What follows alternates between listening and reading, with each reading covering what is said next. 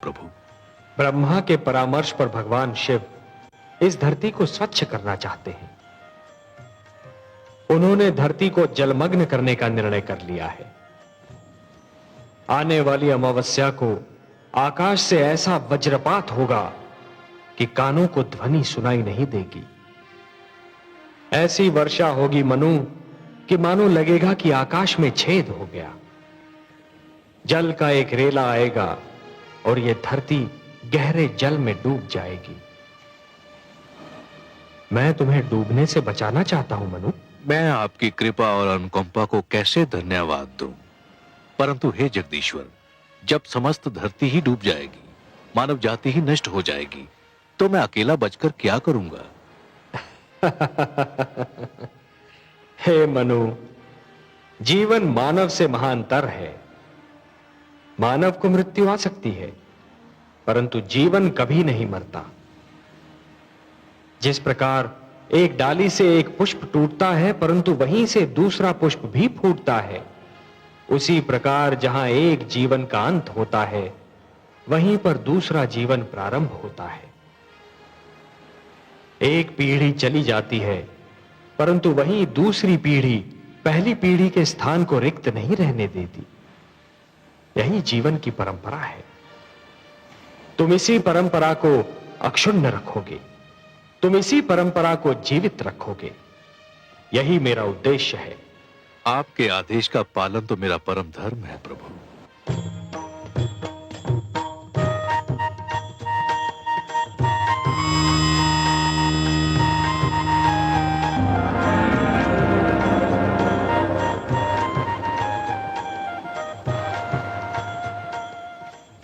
मनु, जल प्लावन के समय तुम अपनी धर्म पत्नी शतरूपा के साथ इस नौका पर सवार हो जाना। अपने अतिरिक्त इस नौका पर समस्त पशु पक्षियों का एक एक जोड़ा और उन सारे पौधों के बीज भी रख लेना जिन्हें तुम आवश्यक समझते हो। मैं मत्स्य के रूप में आऊंगा। तुम इस नौका को मेरे सींग से बांध देना। मैं तुम्हारी नौका को सुमेरु पर्वत पर ले जाऊंगा, जहां पहुंचकर तुम्हें एक नवीन जीवन का निर्माण करना होगा, एक नए मानव को जन्म देना होगा। जो आदेश प्रभु। मैं आपके आदेश का अक्षरशः पालन करूंगा।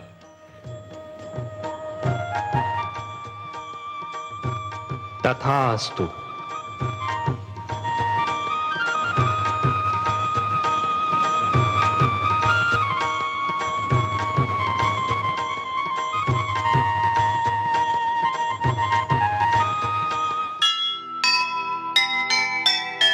होते हैं संसार के संकट में जब प्राण, तब तब आते हैं प्रभु करने को कल्याण। कभी ना होने देंगे वो मानवता का नाश। संकट मोचन है वही, है सबको विश्वास, है सबको विश्वास।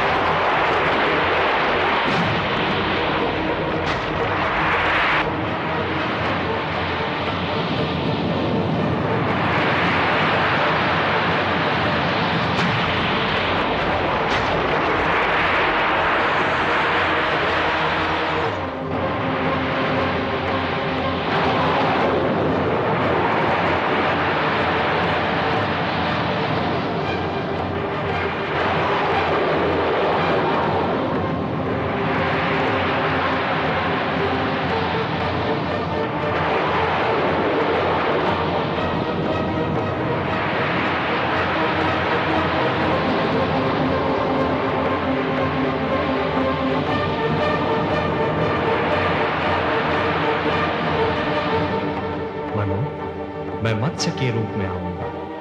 तुम इस नौका को मेरे सींग से बांध देना। मैं तुम्हारी नौका को सुमेरु पर्वत पर ले जाऊंगा।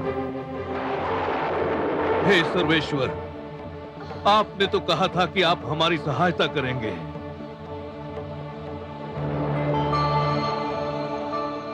शान्ताकारं भुजगशयनं पद्मनाभं सुरेशं विश्वाधारं गगनसदृशं मेघवर्णं शुभांगम् लक्ष्मीकान्तं कमलनयनं योगिभिर्ध्यानगम्यं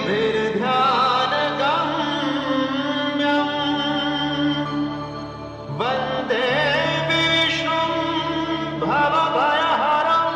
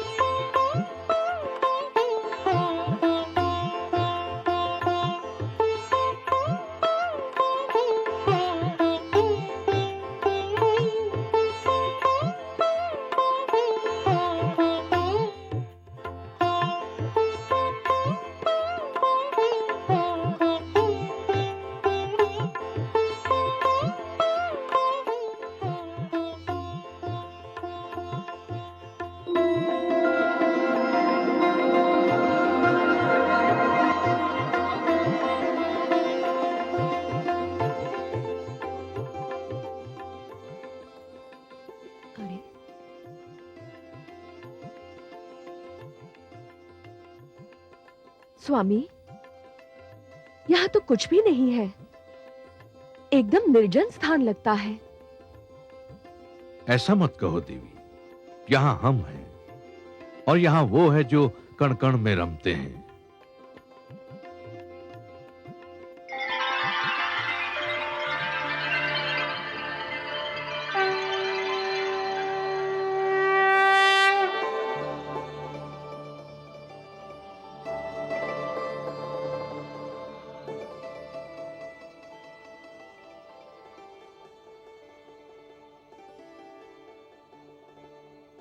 हे नारायण, आपके दर्शन मिले, नैनों के भाग्य जागे, आत्मा की प्यास बुझी। इस क्षण के आगे जीवन का हर एक क्षण तुच्छ है। हे विश्वेश्वर, आपने जलप्लावन से हमारी रक्षा की, आपको कोटि कोटि धन्यवाद। हे मनु, इस भयंकर जलप्लावन में शिक्षा और गुरु की रक्षा करने में जो तुमने तत्परता दिखाई, वो भी सराहनीय है। तुमने मानव कल्याण के उद्देश्य के लिए साधना की, व्रत धारण किया। और हे शतरूपा, इन सब शुभ कार्यों में अपने पति का साथ देकर तुमने अपने पत्नी धर्म का पालन किया है। मैं तुम दोनों से अति प्रसन्न हूं। और समस्त मानव जाति में केवल तुम दोनों को चुनने का एक विशेष कारण भी है। हे जगदीश, आप तो कारणों के कारण हैं। जो भी कारण होगा उसे केवल आप ही जानते हैं। मैं जानता हूं मनु कि मानव कल्याण के मेरे परम उद्देश्य की पूर्ति के लिए आप दोनों माध्यम हो। यह मेरा परम उद्देश्य आपके माध्यम से ही संपन्न होना है। मनु, जब खेत की उपज पक जाती है और खेती काटी जाती है, तो कृषक कुछ बीजों को बचाकर रखता है और यही बीज आने वाली उपज का कारण बनते हैं। मैंने भी यही किया है। तुम दोनों की रक्षा करके मैंने जीवन की रक्षा की है। अब तुम दोनों मिलकर नव जीवन की उपज का कारण बनोगे और यह आने वाला जीवन बहुत सुखद होगा मनु, बहुत सुखद होगा, पावन होगा।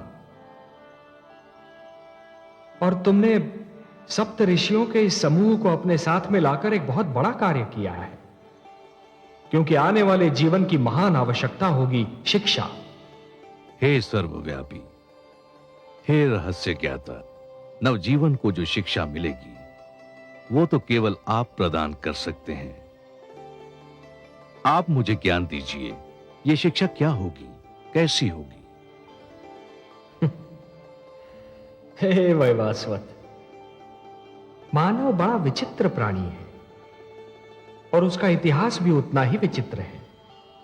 उठता है तो देवता बन जाता है और गिरता है तो दानव। दानवता अज्ञान और हीनता का प्रतीक है और मैं हर युग में मानव को दानव बनने से बचाना चाहता हूं।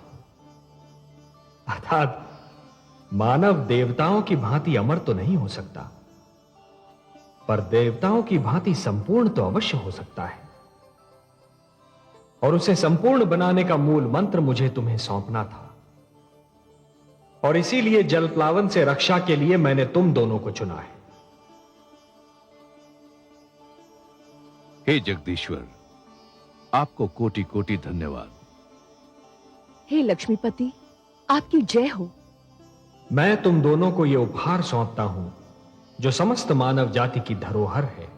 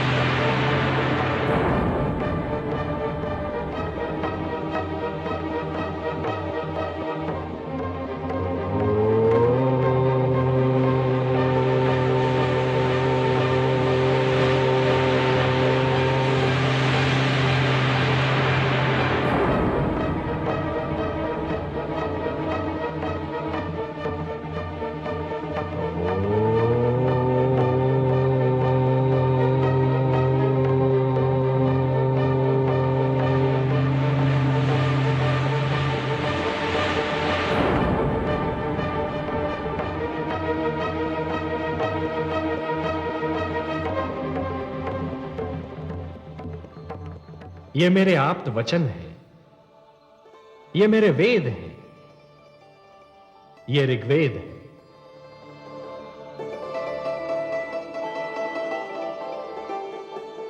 ये यजुर्वेद,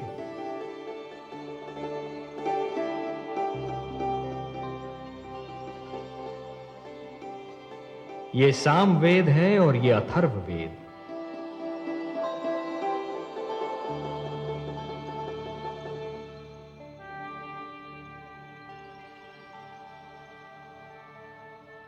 ये मेरे सबसे बड़े वरदान हैं।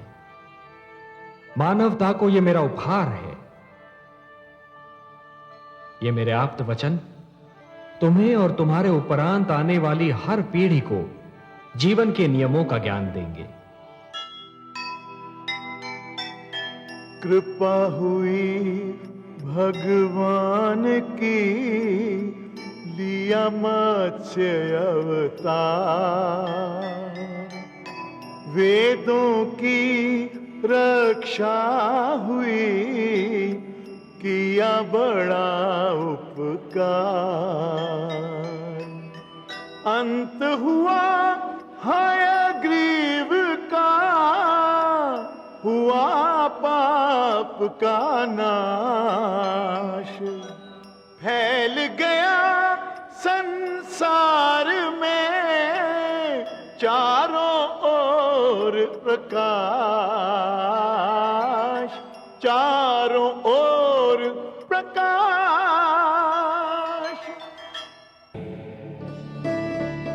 यह वेद मानव को धरती और आकाश, मानव और देवता तथा आत्मा और परमात्मा के आपसी संबंध का ज्ञान देंगे। इनमें वो सारे मंत्र निहित हैं जो जन्म से मृत्यु तक मानव की हर समस्या का समाधान बनेंगे। हे मनु, मेरे आप्त वचन मानव को प्रकृति से शक्ति प्राप्त करने की प्रेरणा देंगे, जीवन से प्रेम करने की शिक्षा देंगे। ये तुम्हारे मार्ग के दीपक हैं। और हे सप्तऋषिगण, आप इन मंत्रों के सर्वप्रथम दृष्टा हैं। धन्य हो प्रभु, आप वास्तव में कृपा निधान है। अपने आप्त वचन का दृष्टा बनाकर आपने हमें यह भी ज्ञान दिया कि हमारे अस्तित्व का उद्देश्य क्या है, हमारा लक्ष्य क्या है। हे मनु और शतरूपा, तुम्हें इनकी रक्षा करनी होगी। इस धरोहर को मानव जाति तक पहुंचाना होगा। हे नीलकांत, मैं वचन देता हूं कि मानवता की इस धरोहर की मैं अपने प्राणों से भी अधिक रक्षा करूंगा। हे लक्ष्मीपति, मैं आपके आप्त वचन को अपने तन मन में यूं सुरक्षित कर लूंगी कि इनकी शिक्षा मेरा दूध बनकर मेरी संतान के रक्त में घुल जाएगा। तो फिर संभालो अपनी धरोहर को। मेरे क्षीर सागर लौटने का समय आ गया है।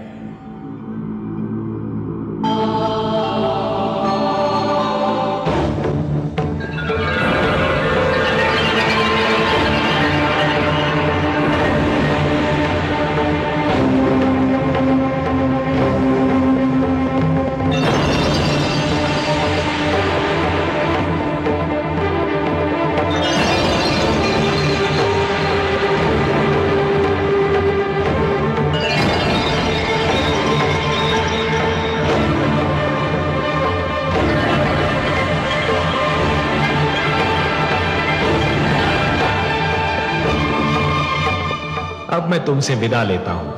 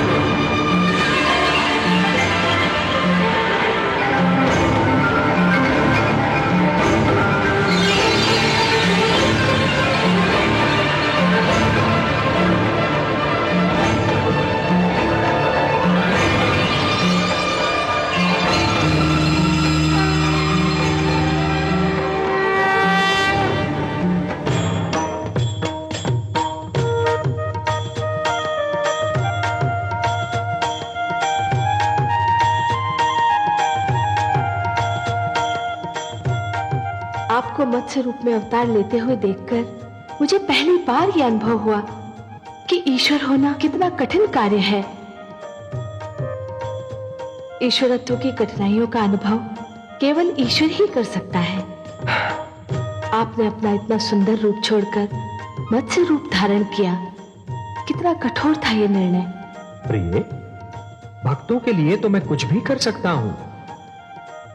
मत्स्य रूप तो क्या, यदि मानव कल्याण के लिए मुझे इससे भी अधिक कुरूप रूप धारण करना पड़े तो भी मैं संकोच नहीं करूंगा।